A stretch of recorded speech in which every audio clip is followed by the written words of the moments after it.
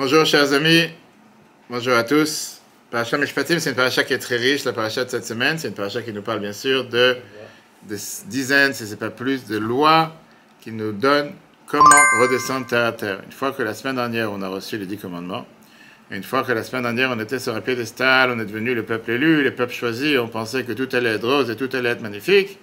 Bien la paracha de cette semaine, et Dieu t'a dit les lois d'esclaves, les lois de commerce, les lois de société. Tout d'un coup, on redescend sur des idées que quand tu te poses la question, on n'avait rien à faire avec tout ça. Parce qu'on était encore dans le désert, personne n'avait des biens, personne n'avait des bétails, personne n'avait des immobiliers, personne n'avait des champs, personne n'avait des esclaves. Quel était le but d'enseigner tout ça au peuple juif alors qu'ils n'avaient absolument rien? On a vu tous ces points dans le cours lundi soir, dimanche soir avec Rabad, et on peut le revoir sur etora.fr. Aujourd'hui, on va voir une autre idée qui est très très riche. Et comme le thème qu'on a donné qui était la force ou le pouvoir, la force de l'inertie, quand on a une mentalité d'esclavage. On va apprendre ensemble dans le texte une des phrases qu'on répète tous ensemble à la Gada de Pessah, pendant la fête de Pessah, et on en parlait dans la paracha de Bo. Et c'est un des midrash, on va dire, qui vient nous expliquer la Torah. Et quand on apprend le midrash, on sait très bien que ce n'est pas le sens simple du verset, mais c'est quand même intéressant, qui nous laisse un peu perplexe, et qui nous laisse parfois triste, et qui se dit, il s'est obligé qu'il y ait une explication derrière. Ça a mentionné tout à l'heure, on a vu ça il y a 2 semaines, dans la paracha Beshalach, chapitre 13, verset 18, quand on nous raconte l'histoire de la sortie d'Égypte. La Torah te dit une phrase sans explication. Le texte est le suivant. Le peuple juif, Dieu il a fait contourner par la mer Rouge. C'est très bien qu'on aurait pu partir d'Égypte directement vers Israël, il n'y avait pas besoin de traverser la mer Rouge. Ok, et le peuple juif était Chamushim.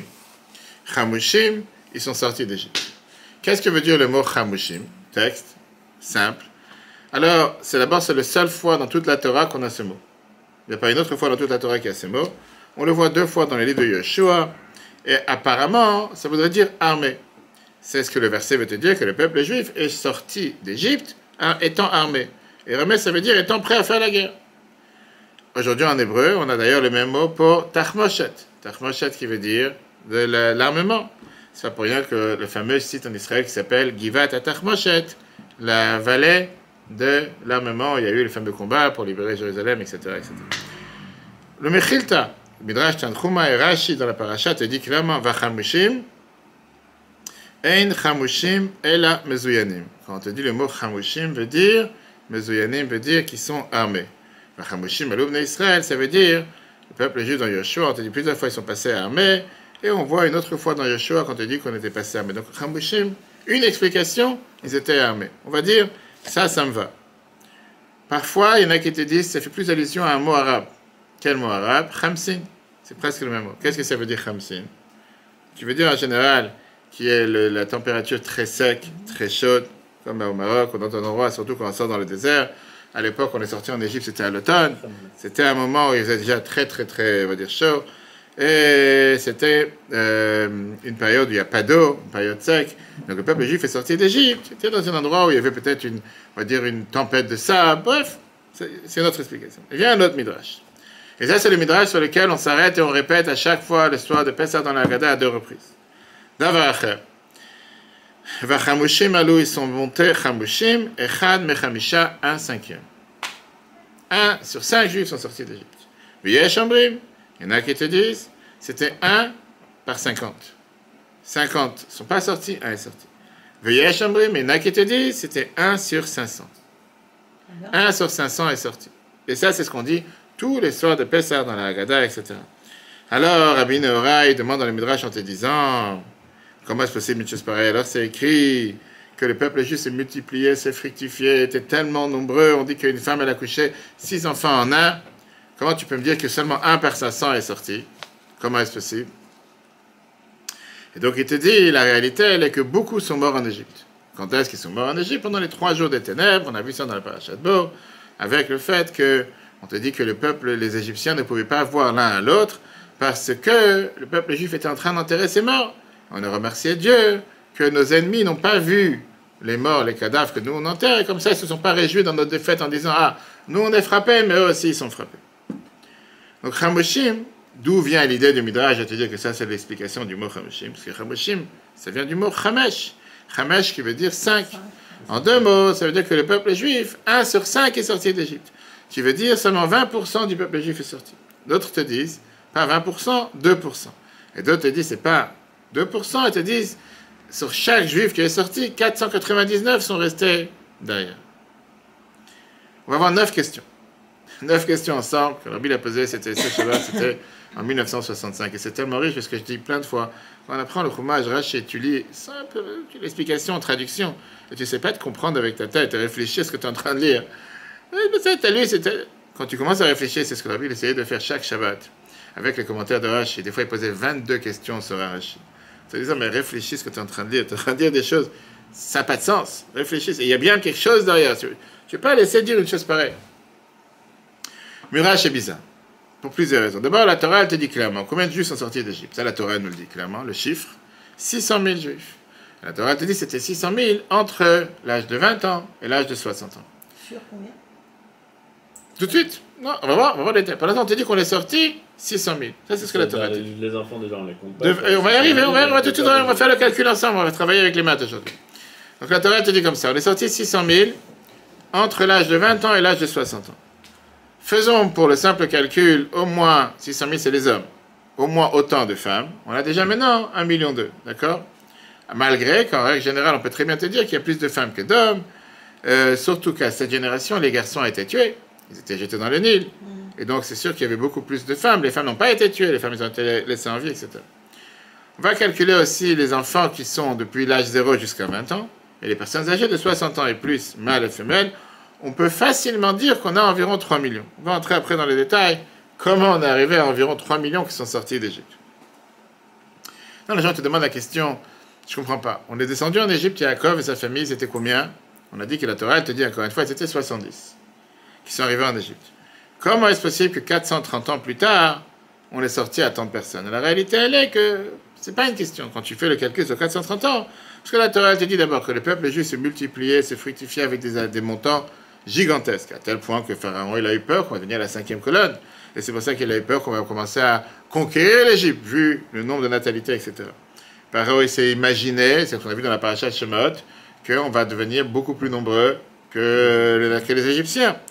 Et donc, oui, c'était vraiment le peuple juif. Chaque couple juif amenait beaucoup d'enfants sur terre. À l'époque, les gens se mariaient à un âge jeune, puisque à 20 ans, on pouvait déjà dire qu'on a passé une génération. Ah ouais, c'est pas jeune. C'était jeune, d'accord? Mais non. Donc déjà, à 20 ans, tu pouvais avoir déjà quelques enfants. Quand tu as 40 ans, tu pouvais déjà avoir encore plus d'enfants. Par exemple, la Torah, elle nous dit que Yehuda est descendu en Égypte à l'âge de 43, et il avait été déjà un grand-père. Je veux dire, c'est pas assez étonnant que ça, parce que je connais des gens qui sont dans la quarantaine, ils sont déjà grands-pères aussi. C'est pas si étonnant que ça. Maintenant, si on assume qu'environ, chaque couple avait environ 6 enfants, parce qu'on a dit qu'au moins, quand il tombait enceinte, c'était 6 enfants d'un coup. Alors, on va dire qu'au moins chacun il avait. Et ça se peut beaucoup plus. Ça veut dire que chaque père et mère a triplé pendant la prochaine génération par rapport à ce qu'ils étaient au départ.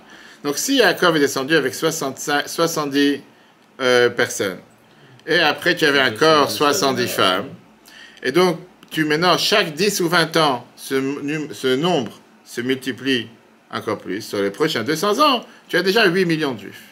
D'accord? C'est un calcul simple. Maintenant, quand on considère ce que la Torah nous a dit, que chaque fois qu'une femme est tombée enceinte, c'était 6 enfants d'un coup. Mais même sans ça, si, on va dire, la règle, plus ou moins, la norme était que chaque famille donnait naissance à travers leur mariage à 6 enfants, tu finis ici avec 8 millions. Mais non, très bien dire, pas tout le monde s'est marié. Il y avait des gens qui avaient des problèmes de fertilité et de stérilité, comme aujourd'hui. Il y avait des gens qui n'avaient pas forcément 6 enfants. Il y avait des gens qui avaient peut-être plus, peut-être moins. Après, tu as eu beaucoup d'enfants qui ont été jetés dans le Nil. C'est pas que tout le monde s'en sortit. Beaucoup, ils sont refusés de sortir d'Égypte. Et donc, on va y arriver. Et donc, c'est pour ça qu'on dit qu'au final, combien sont sortis? 3 millions. Ça, c'est une parenthèse pour essayer de comprendre combien on est arrivé de 70 à 3 millions. Mais là, on a les Midrash qui nous dérangent avec ce verset. Parce que le Midrash, il te dit que tu as 1/5 qui est sorti.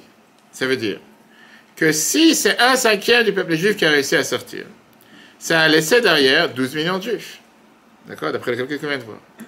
Maintenant, si tu me dis que c'est 1 sur 50, pas c'est 1 sur 5 qui est sorti, on a vu qu'il y a 3 avis. 1 sur 50, il est sorti. Ça veut dire qu'on a laissé derrière 147 millions de juifs. Calcul. D'après la troisième avis, que c'était 1 sur 500, C'est-à-dire qu'on a laissé en Égypte 1,5 milliard de juifs qui sont restés, qui ne sont pas sortis. Pas mal. Encore une fois, tu prends pas ce qui t'arrange, hein, tu prends pas ce qui t'arrange, ou tu prends tout, tu prends rien. Ça, c'est le Midrash qui t'a dit. Maintenant, bien sûr, tu enlèves les 3 millions qui sont lui sortis. Ces chiffres, ce sont des chiffres qui sont d'abord astronomiques, qui sont énormes. D'abord, comment le peuple juif est devenu en 150 millions en quelques années? Ou bien 1,5 milliard. C'était beaucoup plus, on va dire, que toute la population de la planète qu'il y avait à l'époque. On parle ici de des milliers d'années en arrière. Non, on n'était pas le milliard encore. C'est ce que je dis, donc c'était beaucoup plus que la population. Même avec une énorme bénédiction que Dieu allait bénir le peuple juif pour grandir la population, tout ce que tu veux, les nombres, on dirait que c'est une fiction, c'est un film. C'est quelque chose géographiquement, tu peux pas. Ça n'a pas. Oui, géographiquement, on va savoir les tours et tout, je sais pas, on va savoir. Il ne faut pas oublier qu'à l'époque, pas besoin d'aller plus tard, tellement d'années en arrière, tu vois, il y a 70 ans, 80 ans en arrière, je sais pas, même en Russie, les gens ils vivaient tous dans la même maison, dans la même chambre, toute une famille, les parents, les grands-parents, les enfants, etc. Ils étaient tous entassés les uns sur les autres. Ils n'avaient pas besoin, comme aujourd'hui, tu as besoin d'un pavillon de 3 étages pour 3 personnes. Mais il n'y avait pas d'immeuble aussi à l'époque. Je sais pas, ils avaient les tours, ils ont construit les tours. Je sais pas, ça va. D'abord, je sais pas si c'était des briques, c'était de la paille, ça va, je sais pas. Maintenant, si tu dis que le pourcentage il est relatif par rapport aux 600 000 qui sont sortis, oublions le Midrash, d'accord? On parle ici encore une fois avec des chiffres astronomiques. On va voir le Rabbeinu Bechai, qu'est-ce qu'il nous dit? Ça veut dire que tu as environ 2,4 millions de juifs qui sont restés et qui sont morts, d'après la première opinion. D'après la deuxième opinion, si on se base que 600 000 sont sortis. D'après la deuxième opinion, ça veut dire 27 millions de personnes sont restées et sont morts. D'après la troisième opinion, 297 millions de juifs qui sont morts et qui sont restés là-bas. 297 millions, ça veut dire 49 holocaustes. Quand tu réfléchis un instant, c'est quelque chose qui n'a... Et on le dit tous les Pessah. Tous les soirs de Pessah, à la Haggadah, on est assis et on répète que c'est 1 sur 5, 1 sur 50 ou 1 sur 700, etc. C'est pour ça qu'on peut comprendre que Rashi, qui toujours aime se fier au sens simple du verset, Rashi te dit seulement la première avis du Mechilta, en te disant que c'était 1/5. 1/5 qui est sorti, comme j'ai dit tout à l'heure, même si tu considères 1/5, c'est quand même gigantesque, parce que sur 600 000, ça veut dire qu'on a dit tout à l'heure que tu as 2,4 millions qui sont restés sur place. Maintenant, ça c'est la première question. Donc d'abord, comment est-ce possible une chose pareille? C'est pas écrit nulle part. Tu peux pas inventer. Un midrash, c'est pas que chacun tu réveilles le matin, tu as dormi du pied gauche, et tu commences à inventer une explication sur la Torah. Tu peux, mais le midrash c'est pas comme ça. Le midrash il dit que ça doit être fondé, ça doit être basé quelque part. Si c'est comme ça, deuxième question que la Bible demande, qui est très riche. Ça veut dire que toute l'histoire de la sortie d'Égypte, c'est un événement tragique. C'est pas une joie. Il n'y a pas ici de quoi se réjouir. C'est plutôt tragique plus qu'autre chose. C'est nous, on a fait ça toute une cérémonie, on fait le Seder de Pessah, on se réjouit, on est sorti d'Égypte. Tu parles que ce soit 12 millions, 147 millions, 1 milliard, ou 997 millions de juifs qui sont restés sur le côté. C'est une horreur. C'est comme si tu dis que sur toute une famille d'envois en Turquie, par exemple, sur 20 personnes, une personne est survivante. Des fois, on te dit, c'est une catastrophe. Mais c'est qu'on est heureux pour la personne qui est sortie. Mais ils ont tout perdu, les parents, les enfants, les frères, les sœurs, etc. Comment les Juifs, à l'époque, et nous, aujourd'hui, on peut célébrer l'exode d'Égypte et chanter ce qu'on a chanté Shabbat il y a 2 semaines, la Shira, traverser de la mer, danser avec des tambourins. Ça a laissé ici des millions et des millions et des millions de morts. Tu ne sais pas ce qui se passe avec eux. Troisième question. Nos sages disent que le peuple juif qui n'a pas, on vient de voir, que le peuple juif qui n'a pas voulu sortir d'Égypte, qu'est-ce qui s'est passé avec eux? Ils ont été enterrés pendant la plaie des ténèbres. Comme ça, les Égyptiens, ils ne voient pas leur mort, ils ne voient pas qu'ils ont enterré. À ce moment-là, ils ne vont pas venir célébrer le fait que le peuple juif est en train d'enterrer leur mort, comme si il n'y a pas que nous qu'on est frappés, vous aussi vous êtes frappés. Mais non. D'après le Midrash, comment les Égyptiens ne peuvent pas réaliser qu'on doit ici enterrer des dizaines ou des centaines de millions ou de milliards de personnes? C'est pas un corps ou deux. Ça n'a pas de sens. Et comment tu peux enterrer en quelques jours, on sait très bien que chaque plaie durait 1 semaine et c'était 3 semaines d'avertissement, en 6 jours tu peux enterrer 1,4 milliard de personnes. D'où quoi? Même un tremblement de terre en Turquie, ça enterre pas 1,4 milliard de personnes. On te dit les chiffres, c'est 40 000, 50 000, 100 000, on ne sait pas exactement combien. 1,4 milliard. Et ça, c'est même pas qu'on a dû enterrer, c'est enterré tout seul, malheureusement. Quatrième question. Il n'y a aucunement, nulle part dans la Torah, enregistré ou écrit un tel calcul. C'est écrit nulle part. Après, la Torah, elle te dit par rapport à la différentes plaies qu'il y a eu, les différentes disputes, un veau d'or, peu importe. La Torah te dit qu'il y a eu 3 000 morts qui sont morts dans l'épidémie, 14 000 juifs, 24 000. Là, tu me dis qu'il y a 1,4 milliard, 1,5 milliard qui sont morts d'après la plus grande vie. La Torah ne dit pas ici un mot. Le seul mot qu'elle te dit, c'est chamushim. Et que ça, je dois déduire que ça veut dire que c'était un cinquième et le numéro 5. La Torah, au départ du début de toute cette histoire, vient te décrire que les enfants sont morts, les premiers-nés sont morts en Égypte. Et là, toute cette histoire, elle est ignorée de la Torah. C'est-à-dire, c'est toute une partie de tout ce qui s'est passé en Égypte qu'on n'est pas au courant. Il y a quelque chose qui n'est pas clair. Quatrième question. Non, ça, c'était la quatrième. La cinquième question. Cinquième question, c'est sur le mot Chamushim. Parce que, apparemment, jusqu'à présent, ça a l'air de penser, d'après ce qu'on vient d'expliquer, que les Égyptiens, ils s'en sont sortis beaucoup mieux que le peuple juif. Les Égyptiens, ils ont eu 10 plaies. Les soldats, ils ont été noyés dans la mer. Les Juifs, ils ont été totalement éradiqués, totalement effacés. Et donc, après les calculs, c'est-à-dire la majorité du peuple juif fait partie. Ça veut dire quoi? Ça veut dire, est-ce que ça, c'est ce que Dieu il a promis à Moshe, que je vais sauver ton peuple d'Égypte, qu'ils vont sortir, et qu'on va sortir la main forte, et qu'on va sortir, tu vas traverser la mer? Ça, c'était la promesse. Enfin, ça, c'était la promesse. Ça veut dire que toute l'histoire de la sortie d'Égypte, elle est faussée. On te fait croire qu'on est sorti avec tellement de pouvoir et de gloire, et qu'on a pris de l'argent et de l'or, on a vu ça la semaine dernière, il y a 2 semaines. Et tout d'un coup, tu es en train de dire que quoi? Que c'est une minorité de minorité de minorité qui est sortie, et qu'ils ont souffert beaucoup plus que les Égyptiens. 6e question. Toute cette leçon, les Chachamim les apprennent de où? Du mot Chamushim, on a dit tout à l'heure. Un mot qui est écrit dans la Torah. Maintenant, si tu peux dire une interprétation qui est beaucoup plus simple, qui veut dire qu'ils étaient armés, qu'est-ce que tu as besoin de me réinventer le mot et commencer à me dire une telle, je veux dire, histoire qui est horrible, de mort et d'extermination, sans précédent dans l'histoire? Ça s'est jamais passé une histoire pareille. Le mot, il est plus simple. On sait très bien qu'aujourd'hui, même en hébreu moderne, Chamushim veut dire armé. Et ça a un sens. Oui, on est parti armé, ou bien qu'on est parti avec la volonté de vouloir se battre. Là, tu sors totalement du contexte. C'est n'importe quoi. 7e question. On peut assumer que nos sages, ils avaient une idée derrière cette explication, cette tradition, cette histoire qui s'est passée en Égypte. Mais la réalité, elle est qu'il y a une phrase qu'on répète sans arrêt dans la Gemara, qu'on ne peut pas débattre dans une réalité. Si le mur est bleu, on ne peut pas débattre est-ce qu'il est bleu ou noir. Il est bleu. Il n'y a pas de quoi débattre. Si j'ai pas vu quelque chose, on peut débattre. Il y avait une personne dans la voiture, il y avait 2 personnes. J'ai pas vu, j'ai entendu l'histoire. On a vu justement dans le cours de dimanche soir, que je conseille tout le monde à écouter sur retora.fr, comment fonctionne le système judiciaire juif. On a expliqué que d'après la halakha, un juge, par exemple, une des détails, c'est qu'un juge n'a pas le droit d'être présent sur les lieux d'un acte pour pouvoir juger. S'il était présent, il n'a pas le droit de juger. Il peut juger seulement sur ce qu'il entend, pas sur ce qu'il a vu. Parce que s'il a vu, il ne pourra plus juger la personne positive, négative. Il ne pourra plus lui trouver une circonstance atténuée. Il l'a vu, tu ne peux rien dire. Et on a vu qu'il faut forcément avoir la majorité contre une minorité. Si tout le monde est d'accord sur la sentence, il y a quelque chose qui ne va pas. Pas mal de points intéressants pour voir sur le cours de cette territoire. Là, quel est le débat sur une réalité? Est-ce qu'il y avait 12 milliards de juifs 12 millions qui sont restés, 147 millions qui sont restés, ou bien 1,5 milliard? On ne parle pas ici de, je ne sais pas si c'est 200 ou 250. On parle des chiffres qui sont totalement déconnectés. On peut débattre sur des petits chiffres.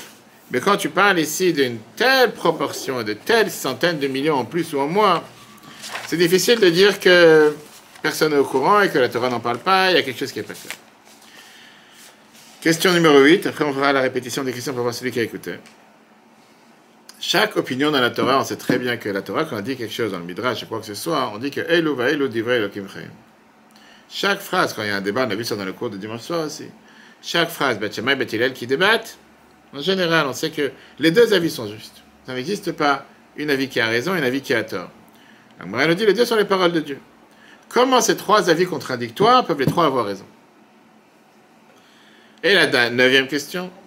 Si les sages nous ont dit que seulement 1/5 est sorti d'Égypte, on va dire comme si on s'arrête à la première opinion, alors pourquoi le 2e sage devait se considérer que non, je ne suis pas d'accord avec toi, parce qu'il faut débattre sur tout, on a vu ça encore une fois dans le cours de dimanche soir, pourquoi il ne faut pas limiter sur tout? Non, c'est pas 1/5, c'est 1/50, ou bien 1/500. En quoi ça rend l'histoire plus tragique et plus grave? C'est-à-dire des fois les gens qui aiment dramatiser les affaires, c'est dire non, c'était pas 1 sur 5, 1 sur 500. Et qu'est-ce qui a changé dans l'histoire? Que ce soit 2,5 millions qui sont morts. Rien change. Il y a des fois qu'on peut comprendre pourquoi il faut débattre. Toi, tu dis qu'il faut peindre la table en bleu, moi, tu fais la table en noir. Pourquoi j'ai mes explications? Noir, c'est mieux. Là, qu'est-ce que tu gagnes en disant que c'était pas 1,50, 1 sur 500, 1 sur 5 ou 1 sur 50, 1 sur 500? Comme j'ai dit tout à l'heure, tout celui qui voit ce midrash au premier abord, et qui réfléchit, il y a quelque chose qui n'est pas clair. Et je vous dis encore une fois, tout le monde le dit dans la Gada, tous les soirs de Pessah. Cette année, vous allez le dire, vous allez pouvoir répéter.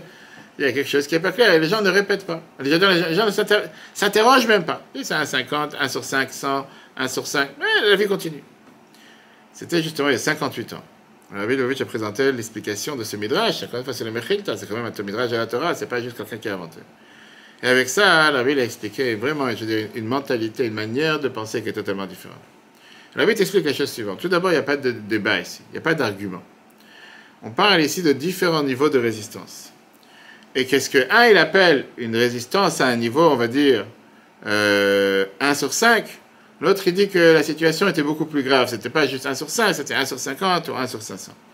Donc les trois opinions vont dans la même manière, en deux mots, que de chaque 500 juifs qui étaient en Égypte, 499 d'entre eux, ils avaient une forme de résistance qui donne un sens après tant d'années d'esclavage et tant d'années de difficultés, qu'ils étaient persuadés dans cette résistance, en deux mots, dans cette contre-attaque ou manière de ne pas pouvoir sortir, après tant d'années de travaux forcés et de fatigue.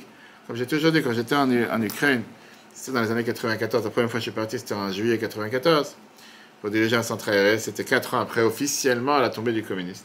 C'est difficile de voir des personnes âgées de 60, 70 ans qui ont vécu sous le communisme la majorité de leur vie. Et par exemple, quand j'étais Khazan, je faisais l'office, dès que je me retournais en général, t'es de faire un hamoud. Quand je me retournais d'ailleurs, tout le monde regardait le lit. C'est comme si je parle des adultes de 60, 70 ans. Je marchais dans la rue des fois, à partir de la synagogue. Je marchais derrière les gens. Des gens, ils sortaient avant moi. Et les gens, ils entendaient des pas par derrière et ils se retournaient pour voir qui c'est qui les suit. Si ça déchirait le cœur, tu te dis, mais officiellement, le communiste, il est tombé. Dans la ville où j'étais, que ce soit Jérôme ou des autres villes, il n'y avait plus. C'était 4 ans. Mais c'est des gens qui ont été tellement formatés à agir de cette manière que même si tu leur dis et tu leur cries du matin jusqu'au soir, il n'y a plus de communistes officiellement, dans la tête, ça ne marchait pas. Et donc, après, tu avais ceux qui te disent que c'était seulement 49 juifs sur un groupe de 50 qu'eux ne sortaient pas. Que eux, dans la tête, c'était beaucoup plus difficile à agir sur eux. Parce que les circonstances étaient avec une telle oppression que les juifs étaient totalement paralysés. Maintenant, qu'est-ce que ça veut dire qu'ils étaient paralysés? On pouvait les guérir. Maintenant, même si on les a convaincus qu'il faut sortir, le troisième avis vient et te dit, il y en avait seulement 1 sur 4 juifs que vraiment, 1 sur 5, qui voulaient vraiment pas bouger, que dans sa tête c'était, non, on ne pourra jamais être libéré. Le niveau d'abus, le niveau d'esclavage était si profond que leur tête était totalement fermée, renfermée sur eux-mêmes. Et c'était le groupe qui avait besoin le plus grand d'empathie et le plus grand de ce qu'on appelle thérapie traumatique, pour pouvoir les faire réfléchir et les faire réaliser que non, maintenant vous êtes libres. Rabbi t'explique ça, c'est le sens du mot chamushim. Chamushim, ça vient en vérité nous donner une idée par rapport à la société dans laquelle nous vivons. Rabbi a parlé de 165, et puis en Égypte, les quoi que ce soit. Parfois, l'instinct d'une personne, la tentation d'une personne de pouvoir se renfermer sur lui-même, ou bien de totalement s'éteindre, de rester bloqué, c'est un instinct qui est très très fort. D'être indifférent, de totalement isolé, déconnecté. C'est tellement facile de devenir une nation qui cherche à être inerte, c'est ce qu'on a dit tout à l'heure. Pas seulement l'inertie. C'est une nation qui est, je préfère être tranquille, je me déconnecte de tout le monde. Plus personne, j'ai plus affaire avec personne et quoi que ce soit. Juste laisse-moi tranquille dans mon coin. En général, c'est ce qui se passe avec des gens qui sont déprimés, des gens qui sont en dépression, etc. Je suis tellement habitué à ce mode de vie. J'ai même pas envie d'oser, de penser à réfléchir et rêver. Peut-être qu'il y a quelque chose d'autre. Peut-être je peux m'en sortir. Je parlais justement avec un couple récemment, une femme qui a beaucoup de difficultés dans les couples, que des fois, la force de la manipulation d'un manipulateur, c'est de faire réaliser sur une personne que tu ne pourras pas t'en sortir. Et que sans moi, tu n'as pas de vie. Et donc, tu as des fois des personnes que tu dis, mais pourquoi tu t'es pas plaint il y a 5 ans, il y a 10 ans, ils sont tellement sous l'emprise de cette manipulation que dans leur tête, il n'y a pas de vie en dehors de ça. Il n'y a pas de vie. Ça ne peut pas exister. Ça, c'est ce que les Chachamim nous disent, de réaliser la force de l'inertie. Tu peux avoir un Moshe qui vient et qui t'invite à être transformé. Mais tu dis à Moshe, qu'est-ce que tu me déranges dans mon sommeil? Je rentre tranquille. Je suis esclave, je suis très bien en tant qu'esclave. Ne me sors pas de mon bourreau, de mon gourou. Ne me sors pas de la personne. Tu vois, des fois, des gens qu'on attrape, malheureusement, je ne sais pas si en France c'est tellement récent, il y a aussi en France, mais tu vois, c'est en Amérique, des fois, quand tout d'un coup on découvre des maisons d'inceste, ou des maisons insalubres où tu as un gourou avec 20 femmes qui ont été là-bas pendant je ne sais pas combien d'années avec leurs propres enfants et qu'ils ont eu des rapports avec leurs enfants, etc. Et tout d'un coup, on découvre que c'était comme ça pendant 20-30 ans. Et quand tu parles après avec le public qui est sorti de là-bas, tu te dis, mais pourquoi vous n'êtes pas cherché à vous enfuir? Pourquoi vous avez cherché à vous sauver? Les gens sont tellement sous l'emprise que c'est pas qu'ils ont peur de quelque chose. C'est qu'ils disent, il n'y a pas d'autre vie, c'est comme ça. Et on restera comme ça à vie, on est fait pour ça, c'est tout. Il y a tout, c'est un tout. C'est un tout. De l'inconnu. Donc les Rachamim te disent un point en plus en te disant qu'est-ce qu'on a besoin pour s'en sortir? On a besoin d'avoir un individu qui réveille 499 personnes. Ça, c'est une avis. Une avis dit que cet individu est capable d'avoir un impact sur 499 juifs en leur disant sortez. Notre avis, 1 sur 49. Une autre avis, 1 sur 4. D'accord? Dans son ou sa propre environnement. C'est comme avec Sodome et Gomorrhe, on va trouver au moins un juif. Ça, c'est différent, parce que c'est pas qu'eux doivent avoir un impact, c'est qu'Abraham s'est battu avec Dieu en disant si je te trouve moi, dis juste, est-ce que tu vas les sauver? Là, l'idée que les Chachamim te disent avec le mot Chamushim 1 sur 5, 1 sur 50 ou 1 sur 500, c'est combien on a besoin de gens pour pouvoir agir et faire motiver l'entourage, que ce soit sa propre famille, sa communauté, son entourage, etc. Et donc la Torah est en train de te dire ce message. Je ne pense pas un instant que l'exode s'est passé d'une manière que tout le monde était heureux, tout le monde était content et tout le monde voulait sortir. La route pour la rédemption, la route pour la libération a demandé des individus qui aient du courage, de la clarté, qui aient de l'ambition, qui aient de la force, qui aient la foi, pour ne pas tomber dans le calcul ou dans l'inertie de la majorité du peuple juif, que même s'il y a l'alarme qui sonne, ils vont se fermer l'alarme en disant « laisse-moi tranquille », l'alarme va pas sonner. Il n'y a rien qui se passe. Ça, c'était par rapport à l'Égypte. La Bible te dit que ce n'est pas quelque chose qui s'est passé seulement à l'époque. Ça se passe aussi aujourd'hui. La Bible dit que notre devoir dans notre génération, c'est de tout faire pour justement donner de l'attention à ne pas rester indifférent. Ne pas rester indifférent à ceux qui se disent « ne me dérange pas, dans mon confort, dans mon cocon, dans mon bien-être, d'être actif, d'être passionné, de leur donner la force, d'inspirer les autres. » Et ne jamais, jamais se soumettre face à cette inertie de se dire, puisque la situation, elle est fataliste, puisque la situation, elle est négative, puisque la situation, il y a tellement de problèmes, laisse-moi tranquille. Je ne cherche même pas à essayer de voir en dehors, essayer de réfléchir, peut-être je peux trouver pourquoi. Parce qu'il y a des gens qui dépendent de l'oppression, des gens qui dépendent parfois de l'obscurité, parfois de la violence, parfois de la haine. Et puisqu'ils dépendent de tous ces problèmes, ils se disent, tu sais quoi, ça ne changera pas. Maintenant, bien sûr, quand tu as... On ne parle pas ici de ce qu'on a dit tout à l'heure, que tu as 1,4 milliard, 147 millions ou 12 millions de Juifs qui sont morts en Égypte. C'est impossible, une chose pareille, c'est écrit nulle part. Il ne faut pas le vendre à qui que ce soit. Oui, il y a eu quelques rebelles qui n'ont pas voulu sortir d'Égypte, qui aimaient l'Égypte et qui croyaient en Pharaon plus que Moïse. Oui, il y en a eu qui n'ont pas voulu sortir et c'est pour ça qu'ils sont morts pendant la plaie des ténèbres. Mais ça, c'était que quelques Juifs. Mais la réalité, elle est, ça faisait de la peine, mais la grande majorité du peuple juif est partie de cet enfer et a marché vers la rédemption. Le Midrash, il vient en te disant que la réalité, c'était de comprendre la force de l'inertie quand tu es totalement sous l'emprise de l'esclavage et quand tu es tellement esclave que tu n'arrives même plus à voir qu'il y a un jour quelque part. C'est une histoire qu'il racontait avec la vie précédente. Quand il était en prison, quand il était emprisonné, pas parce qu'il avait des histoires de drogue ou cocaïne, comme les histoires courantes en ce moment, mais parce qu'il propageait le judaïsme. Et une fois, il est arrivé en prison dans une cellule, c'était dans un souterrain d'un immeuble du KGB, 3 étages sous la terre. Bref, il l'a mis dans une cellule. Il rentre dans la cellule, bien sûr, à l'époque, c'était pas comme aujourd'hui le Club Med, où tu as une cellule de 20 mètres carrés avec un four, avec un frigidaire, avec tout ce que tu as besoin, mais c'était avec d'autres détenus, avec des souris, des rats, bref. Donc il rentre en cellule. Il fait totalement noir. Et il y a 2 détenus qui sont dans la cellule et qui lui disent, et là, quand il rentre, il se dit, mais il fait noir ici. Et ils lui disent, écoute, t'inquiète pas, ça va prendre du temps, tu vas t'habituer. Une fois que tu vas t'habituer, non, tu vas voir que par là, ici, il y a une fissure, ici, il y a une... Tu vas commencer à prendre le goût, tu vas découvrir que quelque part, il y a de la lumière. Le précédent qui a dit, ça, c'est le plus grave problème. Quand tu commences à considérer l'obscurité en lumière, tu ne vas jamais chercher à sortir. Tout le temps que tu considères que tu es dans le noir, et qu'il fait noir, et qu'il faut s'en sortir, tu vas t'en sortir. Mais quand dans ta tête, tu te dis, le noir, l'obscurité, c'est la lumière, tu ne vas pas t'en sortir. Et donc, avec ce midrash, je te dis que quoi? Que la majorité des gens, le devoir qu'ils avaient à faire, c'était quoi? C'était un simple devoir de pouvoir changer dans leur mental, changer dans leur manière de penser, croire qu'il y a un meilleur futur, qu'il y a un futur qui est qu'on ne sera pas esclave. La majorité des peuples juifs pensaient à l'époque qu'on vit aujourd'hui de la meilleure manière possible. Avec l'abus, avec la souffrance. Ils ne pensaient même pas qu'on a la possibilité d'avoir un futur qui peut changer, qui peut se transformer. Même une fois qu'ils ont vu les 10 plaies qui sont tombés sur l'Égypte, ils ne pouvaient pas se sortir de cette inertie. Ils ne pouvaient pas se sortir en se disant, si c'était les 80%, 98%, aux 98%, ils souffraient de cette paralysie émotionnelle dans laquelle ils disaient, et alors, ça ne changera pas. Ils n'ont plus, ils faisaient plus attention.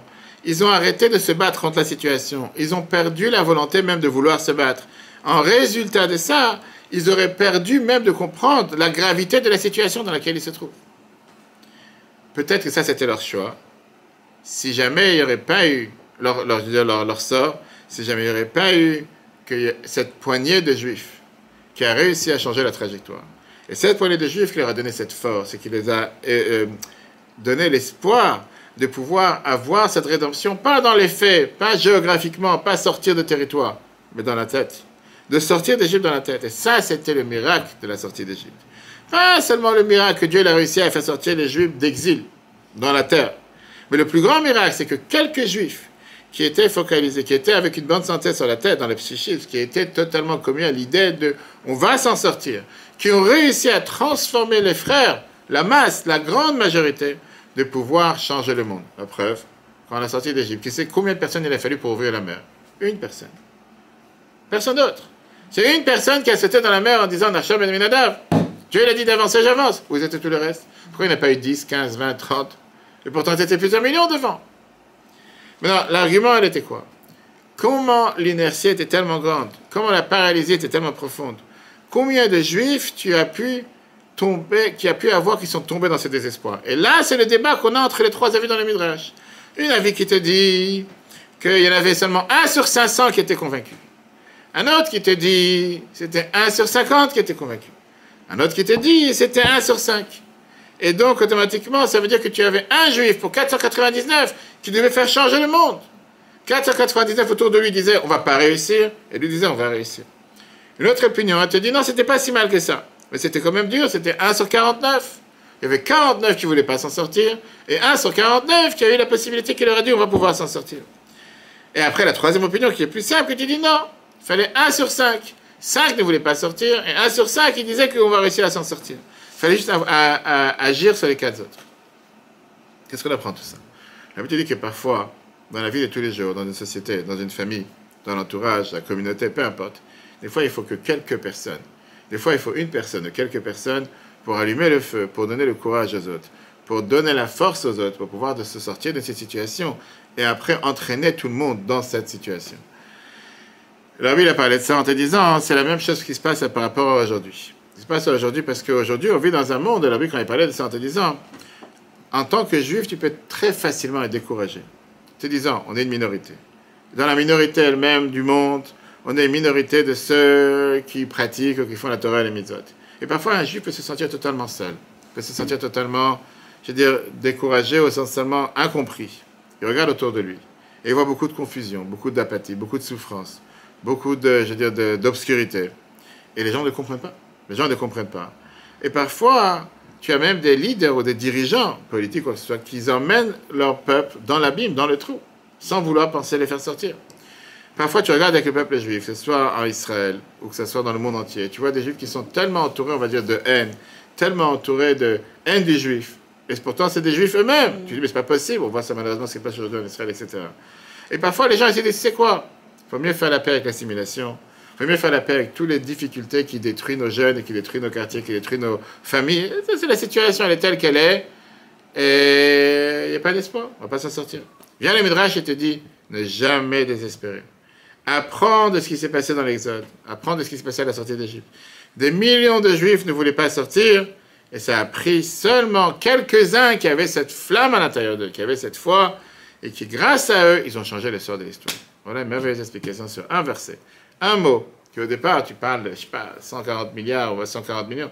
On parle ici qu'il y avait une grande majorité de Juifs qui ne sortaient pas, qui dans leur tête, même s'ils marchaient, ils n'étaient pas sortis.